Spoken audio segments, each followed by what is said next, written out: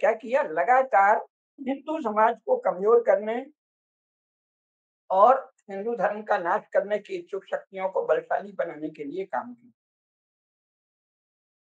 तो worship act लाए जिसमें ये था कि साहब यहाँ जो पूजा पाठ हो रही है, भले वो आपके मंदिर को किसी ने बलपूर्वक तोड़ के नष्ट करके मस्जिद बना लिया है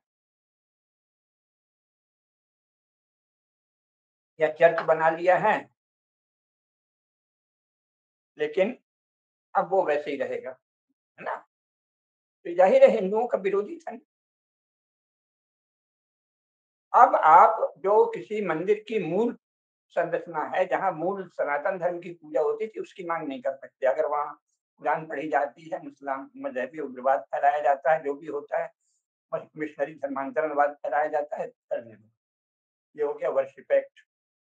इसके बाद ताजा जो चल रहा है, और भी बहुत से कई कानून बने, अब के विस्तार में नहीं जाएंगे क्योंकि संक्षेप में थोड़ी-थोड़ी बात करनी है। तो दूसरा हुआ ये वक्फ बोर्ड जो चल रहा है।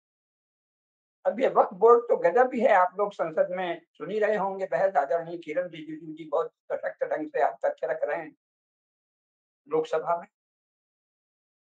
क्या बनाया कि कोई भी जमीन कोई भी कह देगा कि मैंने यहाँ कभी नमाज पढ़ी थी, हमारे पूर्वज ने इसमें कभी नमाज अदा की थी, या यहाँ कभी कोई मस्जिद थी, फिर भले अब नहीं है, तो वो वक्फ की संपत्ति है। और फिर वक्फ उस पर अपना दावा कर देगा और उसके बाद उसके विरुद्ध वक्फ बोर्ड में ही अपील होगी, किसी कोर्ट में नहीं होगी। है ना, जिसे गुंडागर्दी कहते हैं, धौंसपट्टी कहते हैं, जमीन छीनना, संपत्ति छीनना, लूटपाट कहते हैं, उसे कानून का रूप दे दिया। आज तो किरण रिजिजू जी संसद में बता रहे थे कि उन्होंने भारत के संसद भवन को भी कह दिया था कि ये वक्फ प्रॉपर्टी है। राष्ट्रपति भवन आदि को भी वो वक्फ प्रॉपर्टी कहने वाले थे। यानी ऐसा भी कहीं किसी देश में दुनिया में होता है कि जो हमारे शासन के मुख्य केंद्र हैं, कल को जहाँ सैनिक मुख्यालय हो, सैन्य मुख्यालय हो, भारत की सेना जहाँ रहती हो, उसे अचानक वो कह देंगे कि ये वक्फ है, और फिर इसके आधार पे शुरू कर देंगे कि यहाँ हमारी मुस्लिम मजहबी उग्रवादी सेना रहेगी, भारत की सेना खाली करे, और इसे कानून का नाम देंगे। क्यों? क्योंकि आपने एक वक्फ एक्ट बना दिया, वक्फ एक्ट पे संशोधन ऐसा भयंकर कर दिया, उसकी अपील नहीं हो सकती। तो ये क्या है? ये कानून, कानून मतलब एक्ट कुछ भी बना के उसके जरिए जो गृह युद्ध से किया जाता है, बलवा से, आगजनी से, लूट-पाट के कहीं-कहीं लोग करते हैं। जैसे प्रोटेस्टेंट लोगों ने कैथोलिकों को मार डाला कई जगह, और कैथोलिकों ने कई जगह प्रोटेस्टेंटों को मार डाला यूरोप में, और अलग-अलग चर्च के लोगों ने दूसरे चर्च के लोगों को मार डाला। काल्विनिस्ट लोगों ने सेवेंथ डे एडवेंचरिस्ट को मार डाला। तरह-तरह से एक चर्च दूसरे चर्च की जमीन छीनता है, संपत्ति हड़ता है। इस प्रकार एक्ट बनाकर, कानून बनाकर गृह युद्ध के लक्ष्यों को प्राप्त करना। अर्थात गृह युद्ध क्या होता है? दूसरे पक्ष को नष्ट कर देना, उसकी संपत्ति छीन लेना, राज्य पर अधिकार कर लेना। तो कांग्रेस ने मुसलमानों और क्रिश्चियंस के पक्ष में और हिंदुओं के विरोध में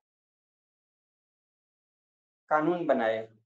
तो कानून बनाए कहने से स्पष्ट नहीं होता। तो वस्तुतः क्या किया?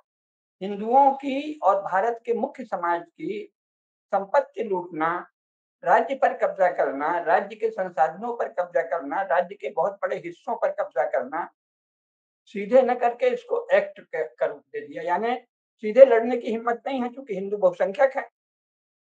तो कितना भी आपने अपने समाज अल्पसंख्यकों को तरह तरह से शक्ति दे दी है, सरकारी खजाने से धन दे दिया है, शस्त्र की भी छूट दे दी है, वो अस्त्र शस्त्र जमा करें, पत्थर जमा करें, आगजनी की तैयारी करें, खुफिया पुलिस से सूचना रहे तो भी एक्शन नहीं लेना, कितना भी कर दिया है, लेकिन हिंदू भी अभी तो 85% है ना।